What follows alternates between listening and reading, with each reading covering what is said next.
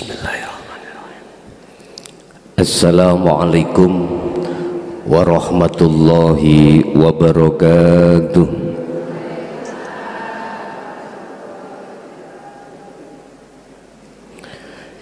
Ila hadratin Nabil Mustafa Rasulillahi sallallahu alaihi wasallam wa ala alihi wa azwajihi wa dhurriyyatihi wa qurabatihi wa ahli baitihi wa ashabil kiram wa ila jami'il anbiya wal mursalin wal awliya wa syuhada wa salihin wa tabi'ina ila yaumiddin, khususan ila jami'i masayikhi ila muntahum wa ila abaina wa ummatina wa azdadina wa masyaikhina wa auladina wa azwajina wa dhurriyyatina wa ahli baitina wa jami'i man tabi'ana, khususan ila jami'il arwah fi hadhil majlis wa ghairuhum syai'ulillahi lana wa lahumul fatihah.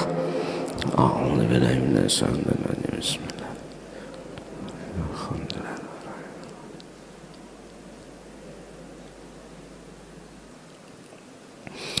Bismillahirrahmanirrahim.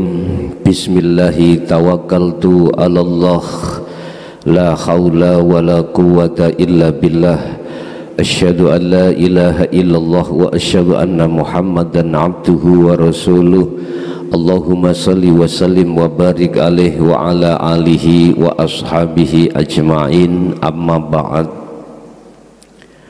Hadratil kiram, dumateng para kiai, mbah yai, wabil khusus akhinal kiram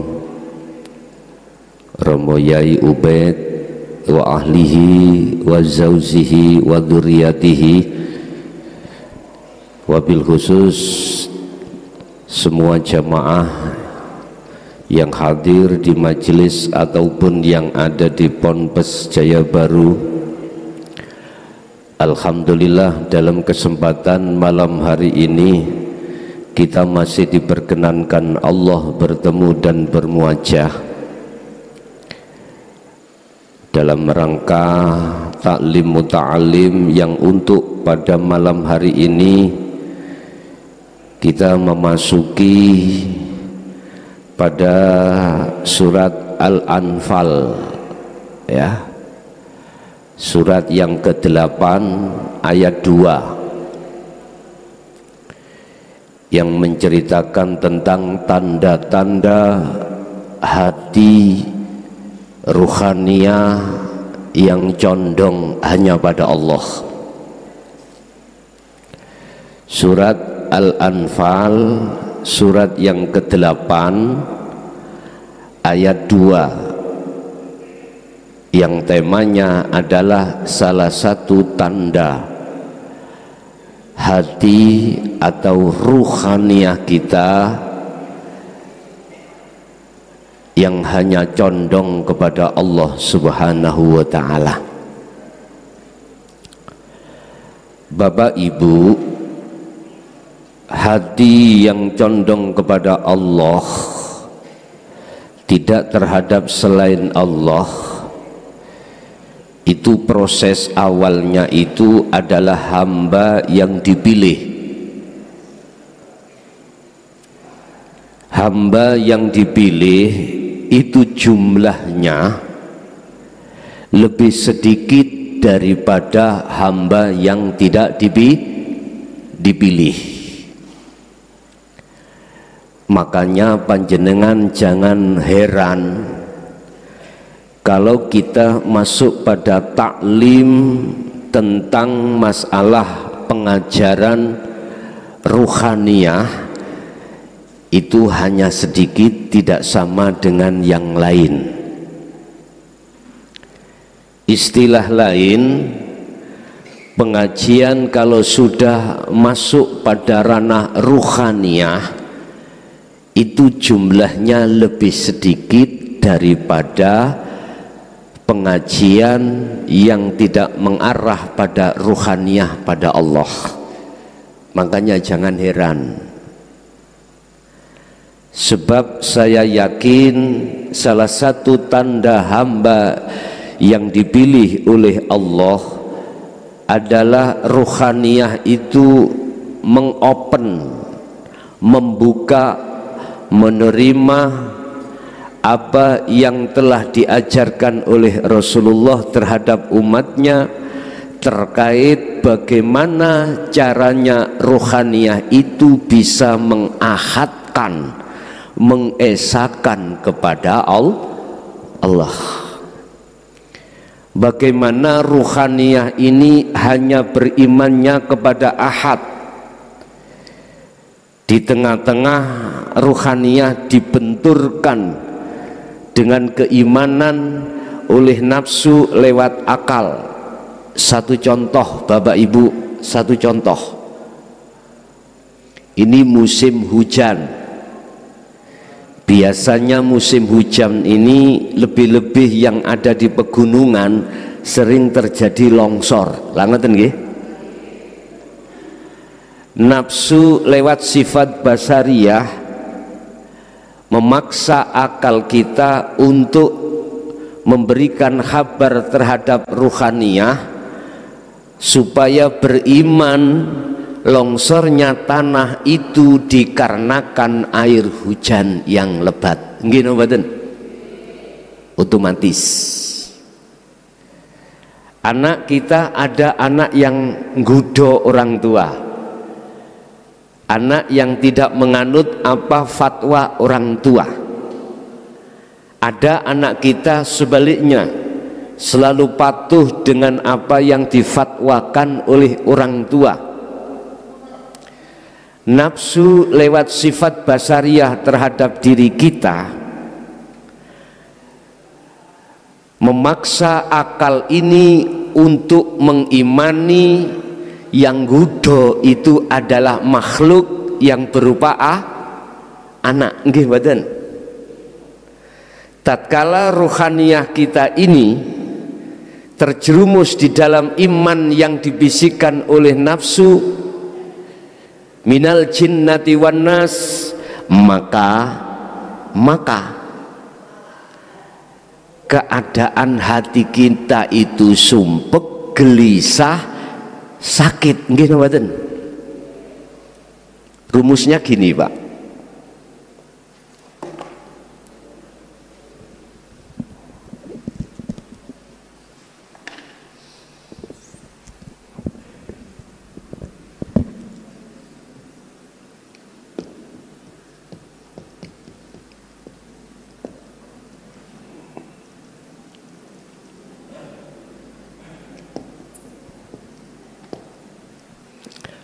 Allah ciptakan itu ruh, Allah mengutus sifat basariyah, di dalamnya ada nafsu dua, nafsiyah dan amaroh.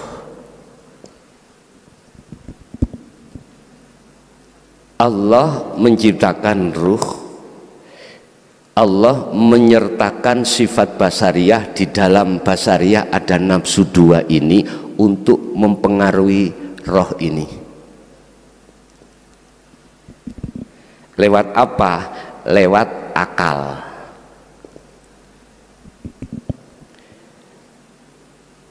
Alladzi yuwaswisu fi sudurinas. Sifat basariyah ini adalah wadah jagat, jagatnya nafsu nafsiyah dan amarah di dalam hati kita, membisikkan akal omong nang roh, longsornya tanah itu sebab air hujan. Akal menerima badan, menerima. Akal membenarkan Pak Bu, sebab diterima akal apabila tidak ada air hujan yang deras, gak mungkin tanahnya itu longsor. Saya tanya, air hujan itu makhluk bukan? Oke. Kemudian tanah itu makhluk bukan? Makhluk. Syekh Ibnu Athaillah di dalam makolahnya Hikam pasal 48 mengatakan, apa mungkin, mohon diperhatikan, tanah, air, apa mungkin dua makhluk ini yang statusnya la haula wala quwata, ya, bisa memindahkan air ini terhadap tanah? Nggak bisa. Iki kita melihat dari iman loh ya, ampun akal, ampun akal.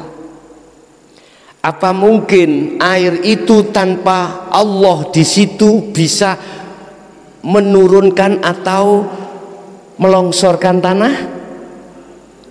Oleh karena kita selalu mengikuti bisikan nafsu lewat akal, itulah akhirnya imannya ruh ini tidak pada Allah tapi terhadap air.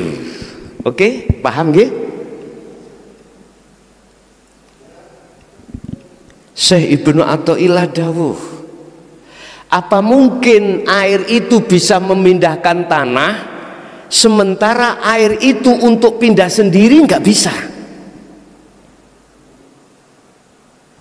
Air itu pindah sendiri tanpa Allah, nggak bisa pindah. Apa mungkin dia itu bisa memindahkan tanah, sementara air itu pindah sendiri tidak Mungkin dibuka di dalam surat Yunus, ya. Ayat keberapa saya lupa. Selain Allah tidak bisa memberikan manfaat atau mendatangkan bahaya atau mudarat. Tidak bisa. Karena status hakikat aslinya air dan tanah itu la haula wala quwata. Yang punya haula dan quwata adalah Allah. Hidup. Mengapa kita tidak bisa melihat hidup Allah bertemu di situ? Karena kita disilaukan nurullah, disilaukan nurullah yang berbentuk air, sehingga basiroh kita melihat air. Ketika saat basiroh melihat air, otomatis tak akan tampak, tak akan nyata Allahnya. Jelas nggih?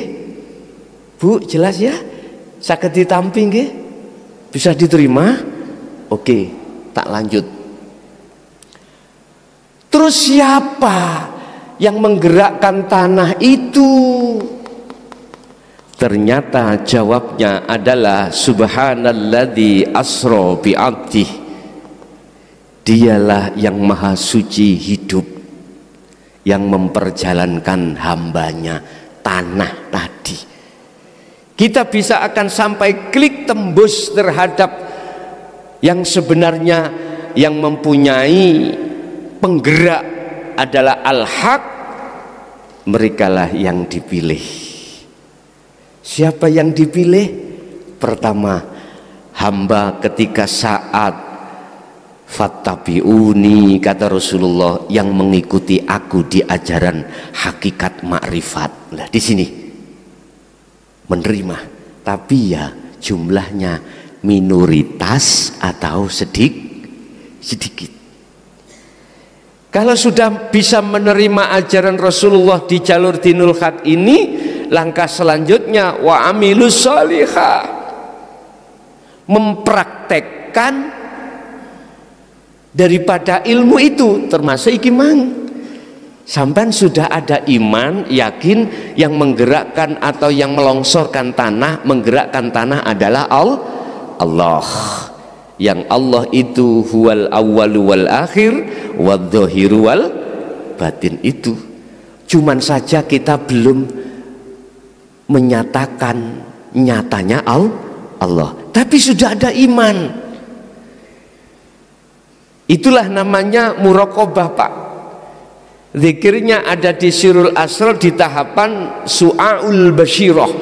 ada pancaran ruhaniyah jenengan masalah iman, bukan air itu yang menurunkan tanah, menggerakkan tanah, itu adalah Allah di situ. Cuman aja basiro saya belum melihat, tapi sudah ada iman. Ini salah satu tanda yang dipilih. Setelah kita riyadhah terus, wal adhkar, berzikir terus apa yang telah disampaikan itu, maka otomatis kita akan sampailah pada yang namanya atasnya muraqabah, berarti musyahadah. Tadi muraqabah ada di Su'aul Basyirah.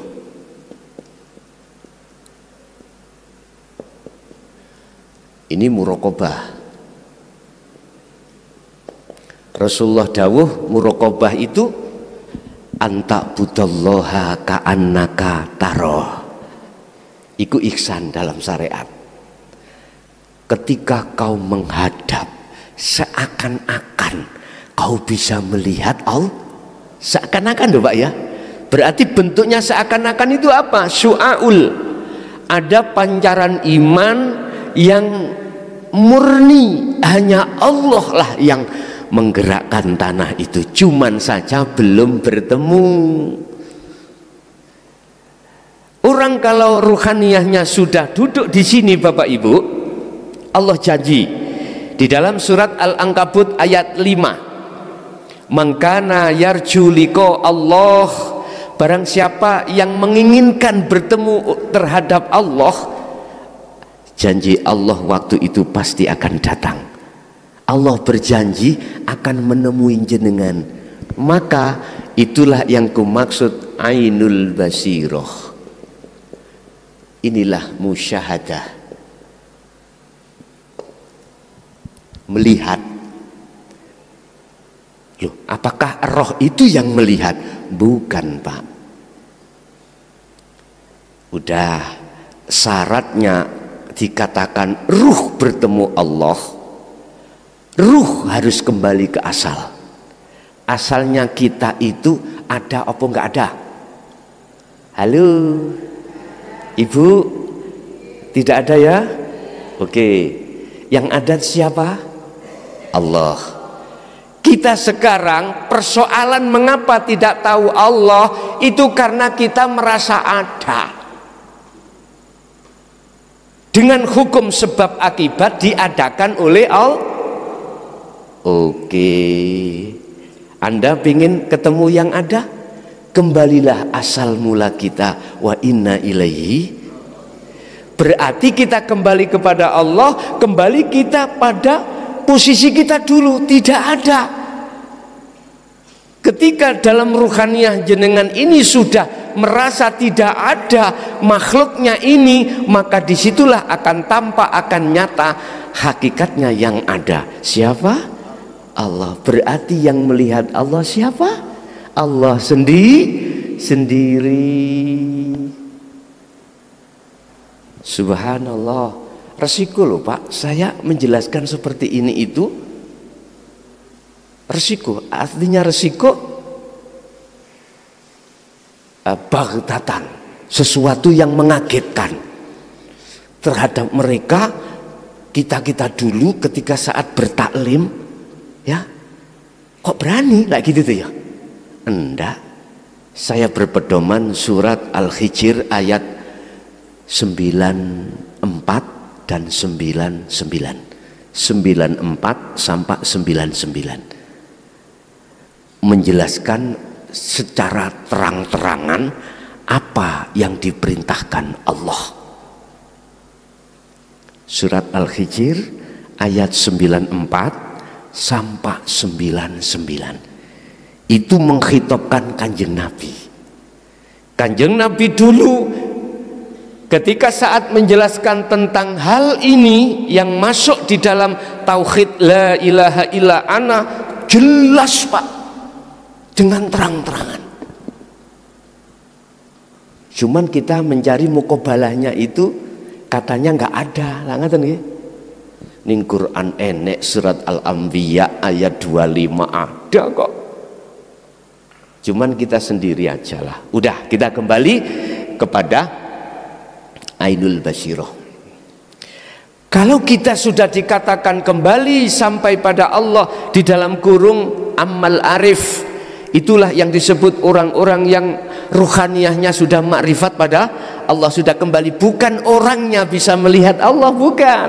Ampun, salah paham ini. Yang melihat, yang dilihat, yang bersaksi, yang disaksikan, itu cuman Allah sendiri. Lah makhluknya sudah kembali, sudah tidak ada, sudah pun. Inilah tanda-tanda salah satu orang yang hatinya mesti condong hanya Allah. Condong dalam arti apa? Satu, mencintai. Dua, rindu. Tiga, bertemu. Wis pokoknya kalau sudah di situ nggak bisa dibayar dengan urusan dunia apapun, nggak bisa. Nggak bisa, Pak. Mungkin salah satu tandanya kita masuk dalam surat Al-Anfal, ya. Di situ kita baca surat yang ke-8 ayat 2. Innamal mu'minuna alladzi, inilah yang disebut golongan orang mukmin. Mukmin itu orang yang beriman, baik di dalam, di luar, iki cuman Allah hidup.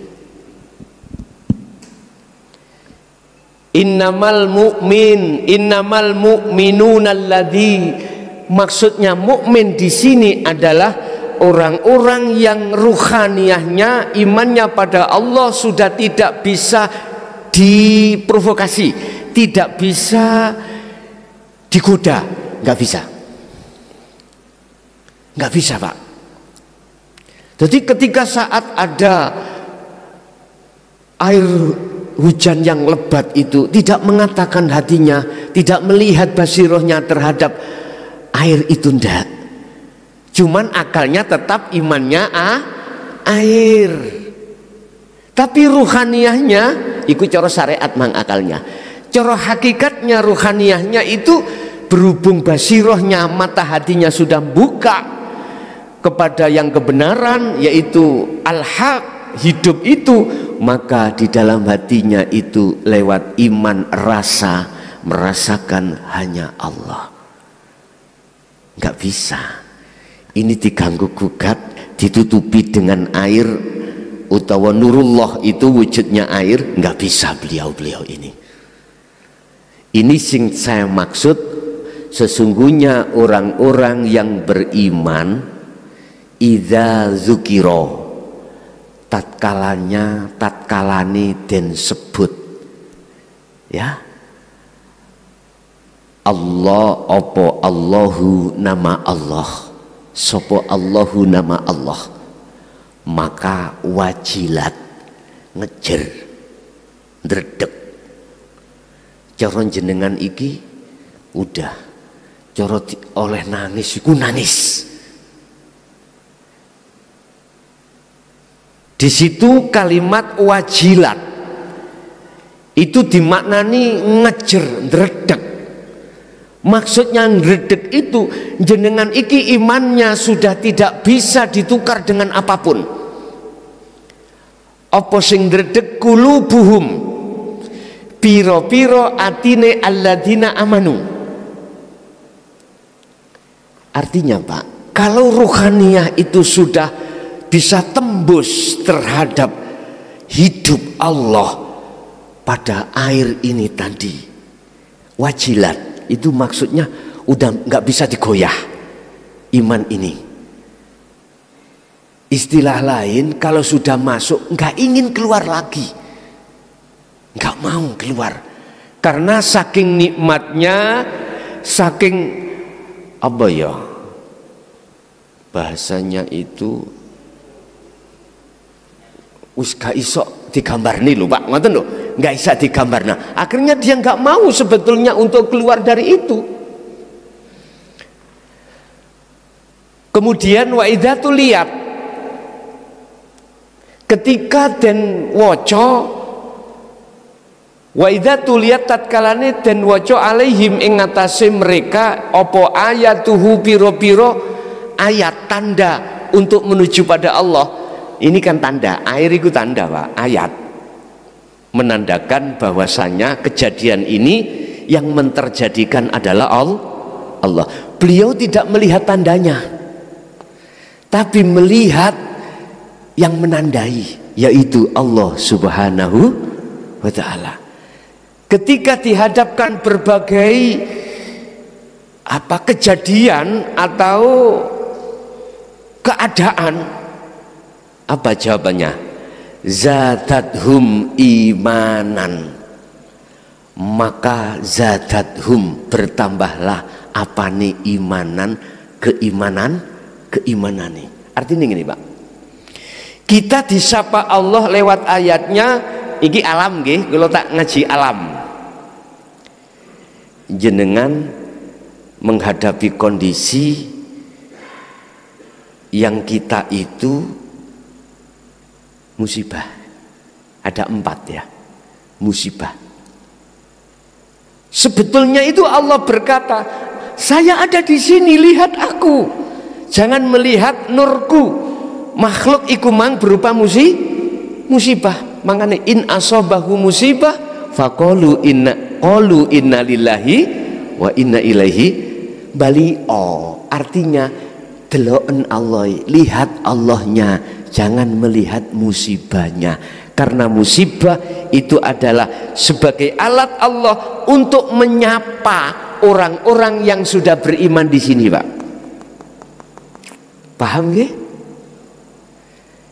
Jenengan kalau sudah melihat Allahnya, tidak melihat musibahnya, aku yakin la khaufun alaihim walahum yahzanun. Rasa gelisah, rasa susah, rasa khawatir nggak ada. Ngomong nggih, leres nggih. Praktek laku bagaimana caranya, itu semudah kita ngomong. Padukan antara iman, mohon maaf, iman dengan amal. Padukan Pak, padukan. Dalam ayat lain Allah katakan untuk memadukan itu bukratan wa asila wa minal laili fasjud lahu fasabbihu lailan tawilan. 24 jam gunakan, sibukkan hatimu berzikir niki. Mboten diucap su'aul basyirah, su'aul, mboten, dirasa, diimani. Sesungguhnya semua apa yang tertuang di dalam air ini adalah Allah. Musibah wau hanya Allah. Dengan iman Pak, ampun dengan akal. Yang kedua, kita disapa oleh Allah lewat nikmat.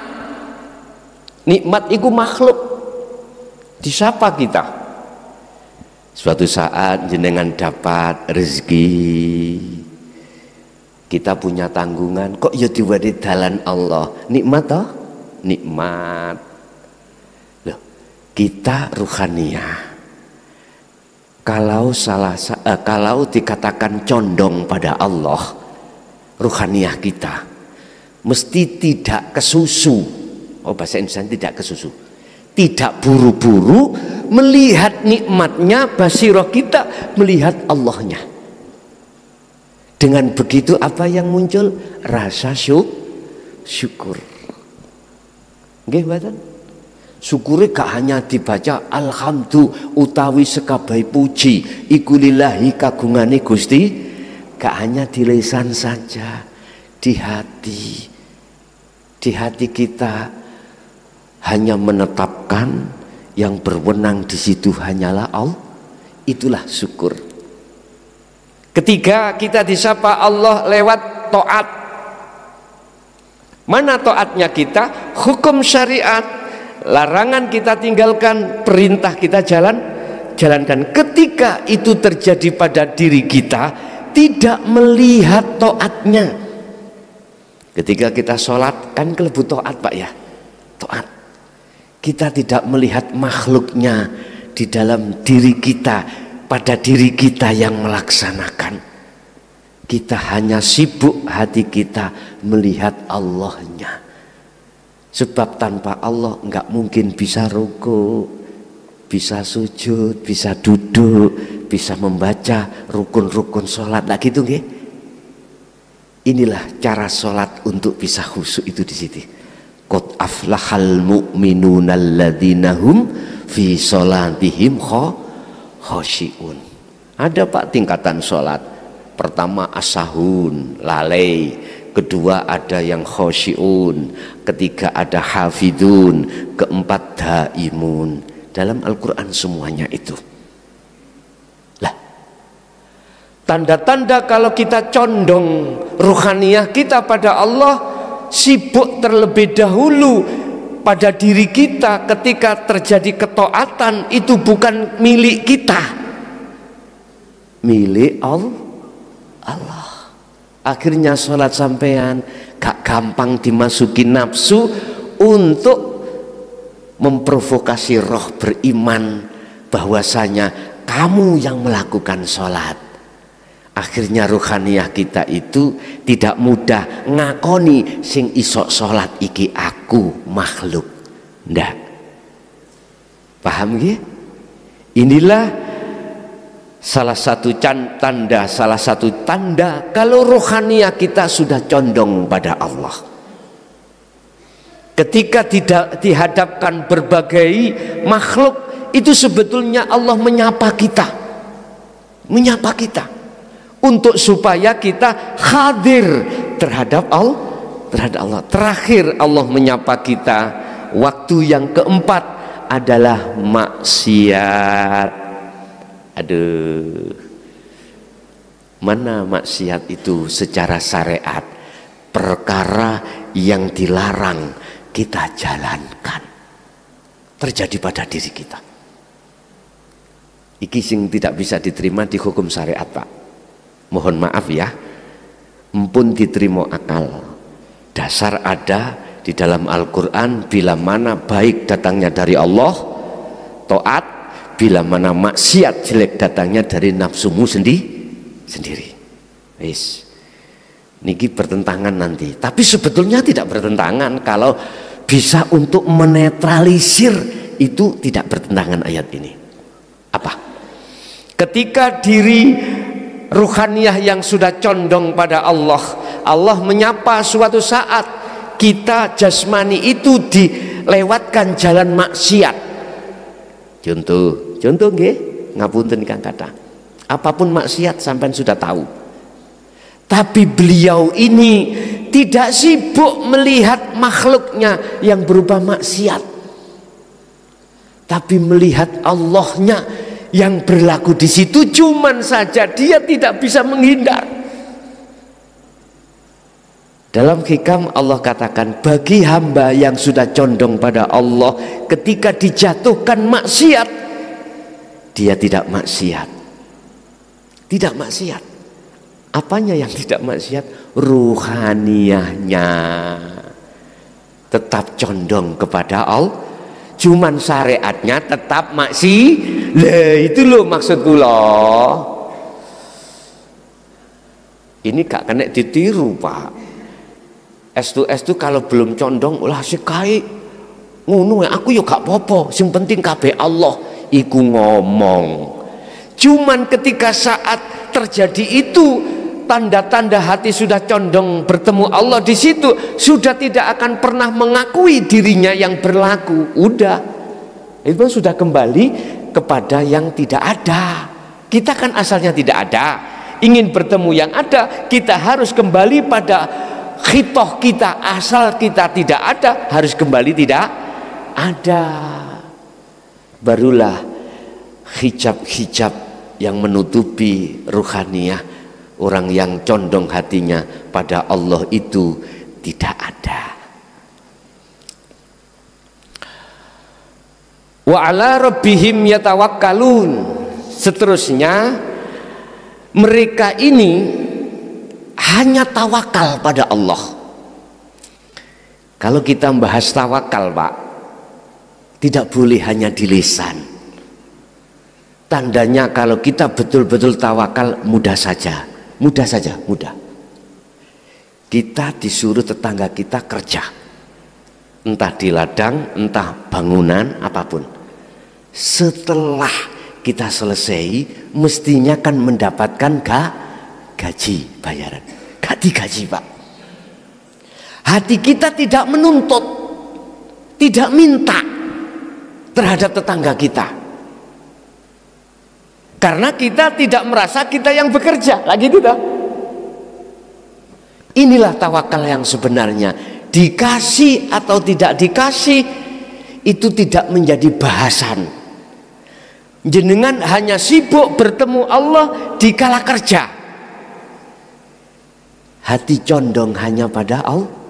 Lagi, Pak, kita sebagai petani, Pak, ya, kita bercocok tanam, kurang 4 hari kita akan panen, akan menuai. Kemudian Allah menghancurkan lewat banjir, seret habis. Tanda kalau tawakal betul, tidak ada protes. Hati tidak gelo, hati tidak susah, tidak menyalahkan yang lain, tidak. Jawabannya, pujiannya hanya pada Allah. Alhamdulillah. Oke, ibu, tadi kalau saya katakan kalau hati sudah condong, mboten ibu, tidak susah, tidak sukar, enggak. Kalau sudah sebab gini, Pak, bagaimana mungkin kau kok bisa ngamuk-ngamuk, marah, gak terima? Terus siapa yang menumbuhkan? Allah tak? Terus ketika saat padi itu sudah muncul penghasilannya itu, berasnya itu muncul, siapa yang memunculkan? Kita nggak pernah ikut campur di situ. Sampai tumbuh buahnya, sampai tua mau dipaneni, terus lagi dihancurkan. Sebetulnya dulur, kita itu nggak ada alasan untuk boleh marah-marah, untuk boleh gelo, susah, nggak boleh, karena semuanya yang mengerjakan adalah Allah. Subhanallah. Iki untuk merefresh iman, Pak, ya, merefresh iman. Artinya gini, semua utusan Allah, Rasul, mulai zaman Nabi Adam sampai zaman Nabi Muhammad, tugasnya cuma satu. Apa? Ani budullaha wajtanibut tauhid.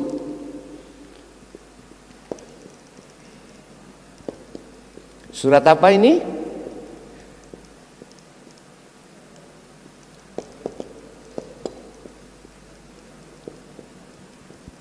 Lupa saya. Arahkanlah ruhaniyahmu terhadap hidup. Ini loh, supaya imanmu murni tanpa serikat.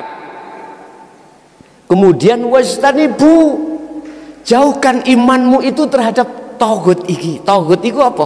Tauhid itu ya termasuk air, tanah, pokoknya nurullah, makhluk. Saya mengatakan ruhaniyah loh, Pak, bukan akal loh, nggih. Bukan akal. Ruhaniyah berarti iman. Murnekno imanmu hanya pada Allah. Hanya ini tugasnya Rasulullah. Mengapa Rasulullah diperintahkan untuk menegakkan ini?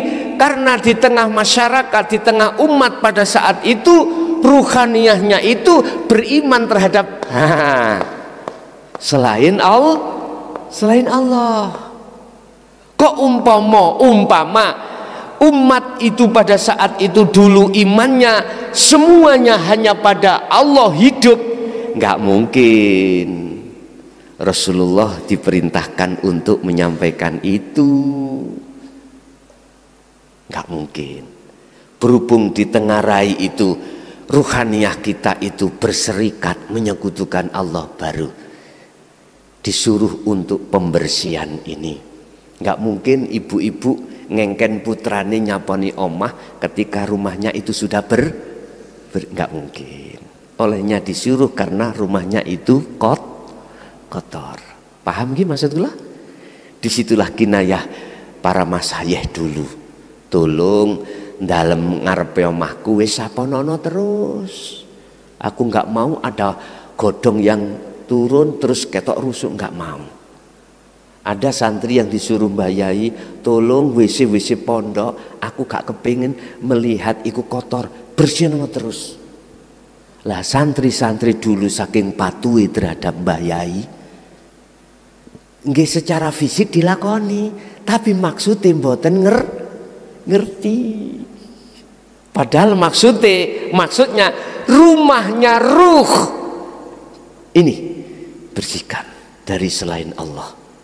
Lembut Mbah Yai dulu kalau mengisyarokan itu. Lah sekarang dibuka lebar pun, akhirnya jenengan iman untuk menuju kebenaran pada Allah sangat mudah, sangat mudah. Innallaha rabbi wa rabbukum fa'buduh hadza siratum mustaqim. Kalau betul-betul imanmu mengatakan yang menglongsorkan tanah itu Allah, ya, fa'buduh, arahno atimu mung terhadap Allah. Hadza utawi iki mengarahkan ruh hanya pada Allah, iku siratum mustaqim. Ya iku sirat, jalan sing jejeg. Nek dulu kan siratal mustaqim iku sesuk bar kiamat gitu. Kita mau masuk ke surga harus ngelewati wat iki lah ngoten nggih. Yang katanya dulu diisyarohkan Mbah Buyut kita seperti rambut dibelah menjadi 7. Bayuh angele siji ae angele ngelani, apalagi di sigar jadi 7. Ternyata maksudnya tidak semua orang bisa bertemu Allah. Ini hanya hamba yang dipilihlah yang bisa sampai pada Allah, dan itu dijanjikan Allah di dalam surat Al-Ankabut ayat 5. Ini janji Allah, pasti ditemukan. Sampai nggak usah ragu. Sing penting di dalam hati sudah ada dzikir sirul asrar di tahapan su'aul basyiroh. Ini ada pancaran iman nur terhadap hidup yang melakukan baik di dirinya maupun di luar dirinya. Itu terus kulinakno pagi sampai sore, sampai pagi kulinakno sak mampumu untuk berzikir. Dalam dunia thariqah kita disuruh untuk berzikir sir, melebu metu napas Allah lagi itu toh. Lah sertakan sekarang sirul asrornya biar betul-betul jenengan kali kula dimasukkan golongan oleh Allah al-mukhlisin. Niki Pak, mungkin bisa dibuka dalam surah Al-Hijr juga ayat 39 sampai 42. Di situ iblis ngomong, Pak, ya Allah Tuhanku, saya sudah kau jadikan sebagai hamba yang ingkar. Lah gitu dah. Ahli neraka, saya terima dengan ikhlas. Iblis, Pak, izinkanlah saya akan menyeret Adam dan anak putu Adam untuk mengkhianati jenengan, untuk tidak taat jenengan. Allah jawab ya Allah terhadap iblis, silahkan. Illa ibadaka, iblis ngomong niki, kecuali hambamu ya Allah yang tidak bisa kami plesetkan dalam konteksnya iman ya. Siapa? Al-mukhlasin. Siapa al-mukhlasin? Dia yang sudah melakukan nafi isbab, membersihkan iman yang selain daripada Allah tadi, kemudian imannya pada Allah. Wa may yakfur bit-taghut, barang siapa yang membersihkan tauhid di dalam hati, iman ini, wa yu'min billah, maka dia imannya hanya pada Allah. Itulah yang disebut faqadistamsaka bil urwatil wuthqa lam fisomalah. Itulah tanda-tanda hambaku al-mukhlasin, hambaku yang selalu memegang teguh taliku, kata Allah, lam fisomalah, yang tidak mau dilepas tali itu. Mana ternyata tali itu? Iman. Fahimtum? Faham Pak Bu nggih? Oke. Diteruskan ayat yang ketiga.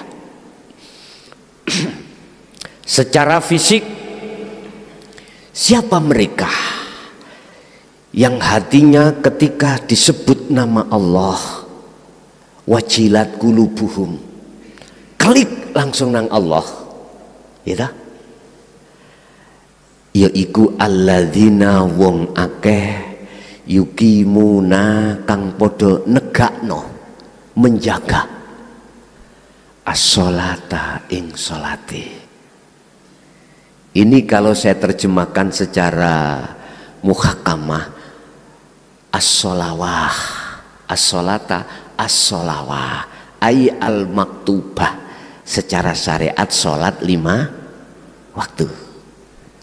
Tapi as-sholah di sini kalau saya tarik dari ruhaniyah, sholat yang dilakukan ruhaniyah kita, bukan jasmani. Apa? As-sholah inilah merujuk pada surat Al-Baqarah ayat 238, wassolatil wusta, sholat yang langgeng, sholat daim. Paham nggih? Sholat yang langgeng berarti jatuhnya iman ruhaniyah hanya pada Allah, tidak jatuh pada air atau makhluk. Cara bahasa mripate ati, melihatnya tidak terhadap air tapi melihat wujudnya Allah. Jelas ya? As-shalah. Lagi, wa mimma lan apa rozaknahum, kang wis den paringke, kang wis maringke sapa ingsun Allahum ing mereka, yunfikun, menafakohkan. Apa yang sudah diberikan Allah terhadap dirinya akan dinafakohkan, akan diberikan orang lain.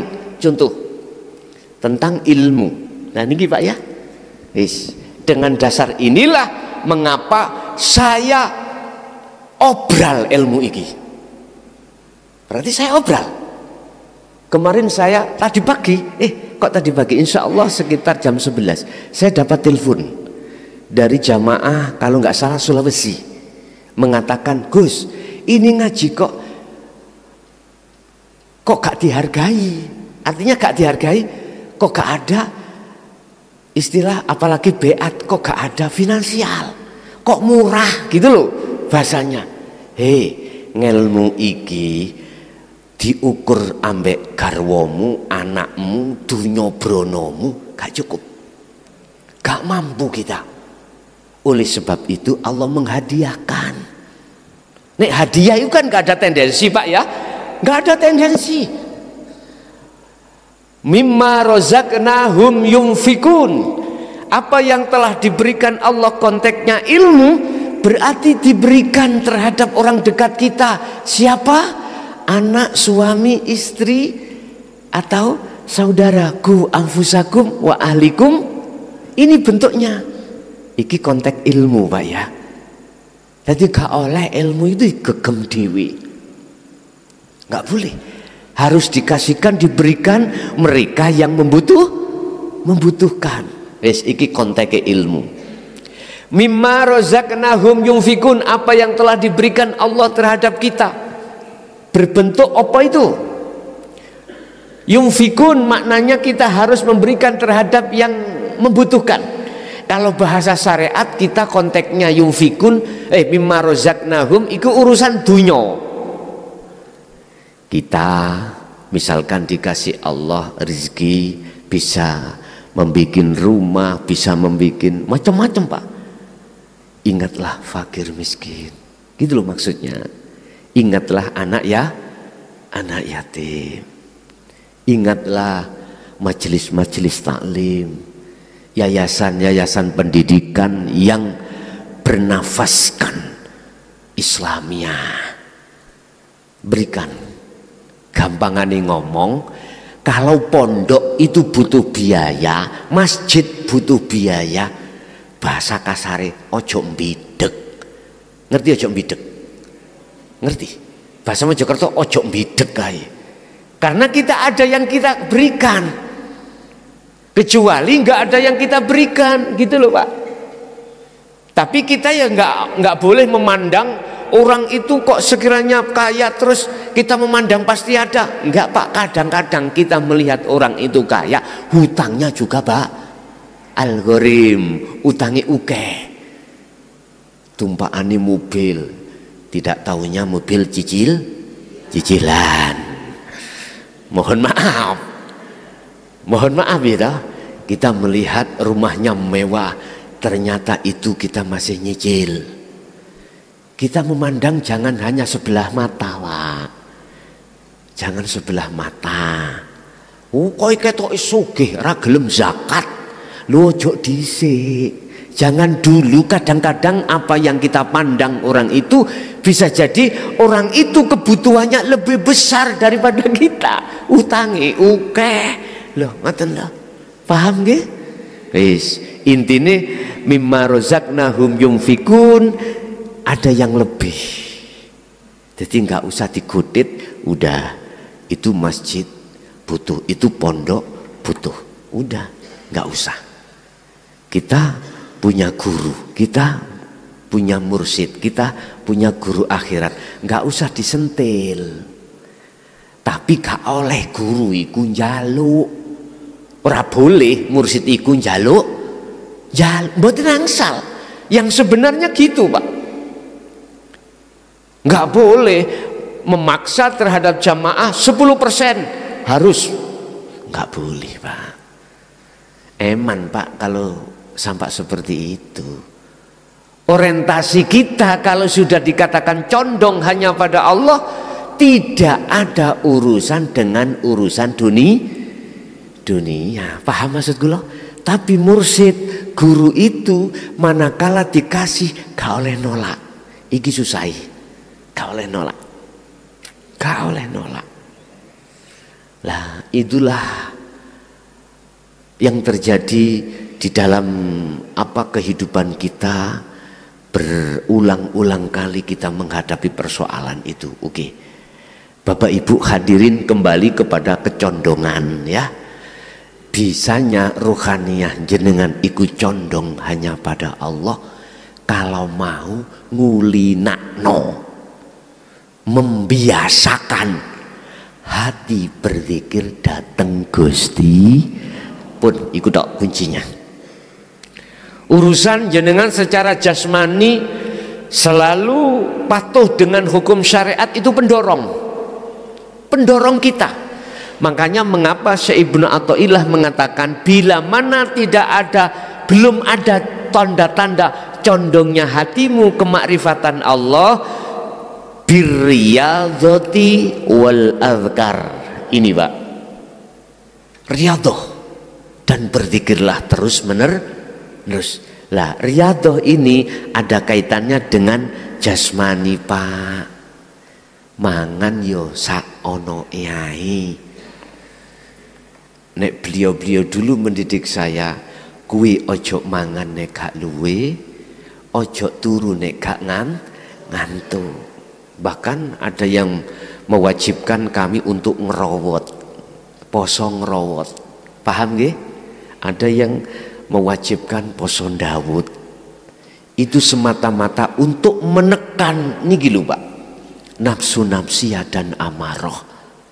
Ya, untuk menekan, tapi bisa tertekan manakala disertai wal azkar. Apa? Ruhaniyah, hati harus selalu berzikir. Itu mungkin apa yang bisa kami sampaikan pada kesempatan malam hari ini sebagai pengumuman aja. Untuk Ramadan Pak, saya break ya. Tadi kulo sudah diskusi muhadasah kali dengan beliaunya. nanti ditoto lagi. Kalau itu kita teruskan insya Allah untuk sesi berikutnya.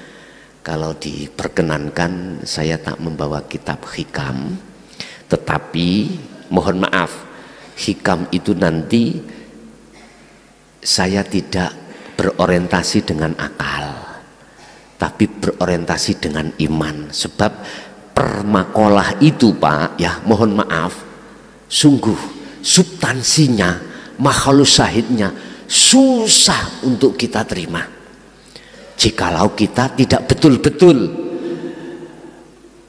memakai muqabbalah Al-Quranul Qadim. Nggak ketemu nanti, akhirnya jenengan gak paham. Kalau mau kitab semua paham Pak. Kalau kita hanya membaca kitabnya saja, itu semua orang paham, apalagi orang Kediri gitu. Nahwu sorobnya itu sudah oke, ya dah. Tapi kealiman terhadap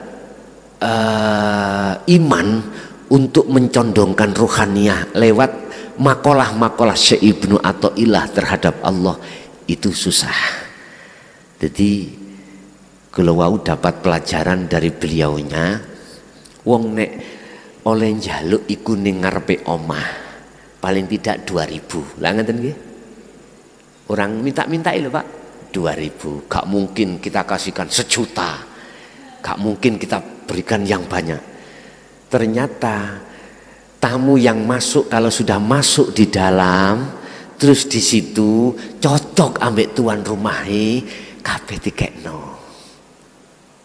Itulah maksud ud'uni astajib lakum. Jadi ud'uni pemahamannya tidak minta, hadir terhadap Allah. Kalau sudah hadir, udah gak usah njaluk, iku mesti diweneh lah. Maksudnya diweneh iku berupa apa? Berupa rahmat Allah di dalamnya. Bukan rahmat yang ada kaitannya mesti finansial, tidak. Non finansial juga tidak. Khusus yang ada kaitannya tentang kemakrifatan condong selalu terhadap Allah.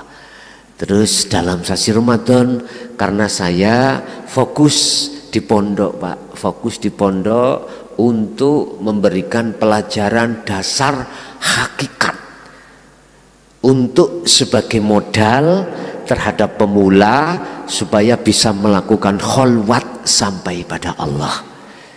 Jikalau kau jenengan menginginkan, silahkan. Untuk bermukim silahkan, laki dan perempuan silahkan, atau duduk silahkan. Kediri tebih Pak, ngajinya itu hanya habis sholat taraweh sampai selesai tiap hari. Terus kalau tidak bisa, sampai bisa mengikuti live Pak. Jadi langsung saya live sampai bisa untuk mengikuti dari rumah. Nanti disitulah nanti apa petunjuk-petunjuk mudahnya ruhaniyah kita condong pada Allah secara fleksibel itu nanti bagaimana. Oke, itu Bapak apa yang sementara bisa kami sampaikan terkait pelajaran salah satu condongnya hati bisa sampai pada Allah. Ternyata dijawab di dalam surat Al-Anfal ayat 2 tadi. Ketika ruhaniyah ini sudah disebutkan nama Allah, kulub hati ini ndredeg ngejer, artinya langsung klik terhadap Allah. Kita masuk pada sesi tanya jawab dan dialog. Barangkali ada yang perlu ditanyakan, monggo kami persilahkan.